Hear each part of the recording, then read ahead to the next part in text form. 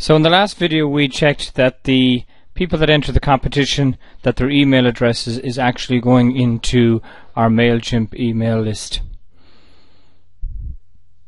So now we want to send an email to that list, and we use campaigns to do that. So we want to notify people about the competition and the winner. So we'll click on campaigns, click on create a campaign, choose your list. In this example it's Facebook competition. Click on next. Enter the name of your campaign. So here we might say Facebook competition winner. We must also enter our company name, and the subject again might be the same as above or something else. So this is just for record purposes. You have to have your email address in here. That's where if anybody replies, where the email goes. If you haven't verified it already, there will be a link there called verify your email, and MailChimp will send you an email to verify that the address actually exists. So you can personalize the two fields, so you'd leave that in there, and we click on next. Now there's a range of different pre-designed templates and everything else. For this example, and it's the one I use most often, is the drag and drop editor. So we click on basic templates, and I like to use the very first one, a one column email. We don't want to do an overly complicated email. So it's loading here. We can upload an image, so we can browse, we can upload a picture from our image from our computer. So we browse for a file, click on wherever the file might be stored. It might be, in this case, if it's a competition for a hotel break, click on the image and click on upload. So we now have a nice image resized by MailChimp up here at the top of our email. Then we can change the design. So we can say, so we give the email a title. In the body here we have a winner, and then we can put in a subheading, or we can put in the person's name. We can clear the example text that is there at the moment.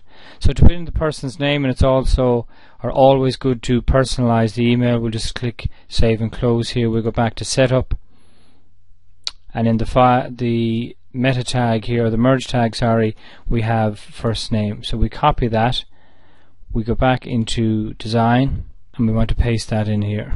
So it's always good to personalize your emails. And then we can put in some sample text here. So we can start to fill out the email by putting in information. We can also highlight anything that we want and add a link. To change the font, highlight the entire text, click on the drop down, choose font, maybe the Homa, and then the different sizes. You click on save and close. You can put another image underneath. So to do that, you can click on image and drag it down. So drop block here, and we can put in another image underneath if we wish, or to delete the block we can hit delete. We can also add our social media links, so we can drag and drop that into the email and put in your corresponding Facebook, Twitter, website address. So to do that, you just pop them in the different ones here. You can click and save and close. You can also drag in the social sharing buttons for people so that they can share the image, or sorry, the email on Facebook. They can share it on Twitter.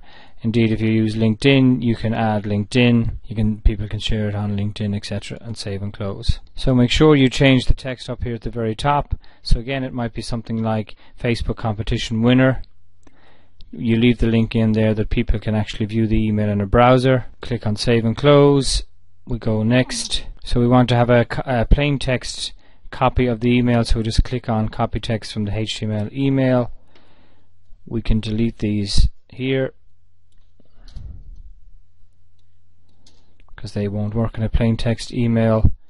We'll click on next, and that's the email design. So the subject line, Facebook competition. Now if you want to include the name of the person in the subject line, you also need to put in, you can copy this tag here and put it in at the top. Click on next, and if we go as far as confirm, then we can preview it in a pop-up window to see how it's going to look, and to make sure that the first name is going into the email. We click on View Live Merge Info. So for this email address for the competition, we can see that the first name is going in. If we click on Show the Header Stuff, we can also see that the name is going into the subject. So we can X out of that. We can send now, or we can schedule for later. If you send it now, click Send, and away it goes. Or if you click on Schedule, you can put in a date and time. And that's your email gone out to the people who entered your Facebook competition. When the email is sent, after a couple of hours, you can actually see how many people opened the email, who opened the email, and how many people clicked on any links that might be within that email. So for example, I sent one earlier this morning, and I can see that we're one subscriber and we didn't open the email. So for other emails that I've sent previously with this account, you can see that for 33 subscribers of this particular list, we can see that over 30% of people opened it, which equates to 10, and the open rate was 60%, and 10 people clicked on a link within the email.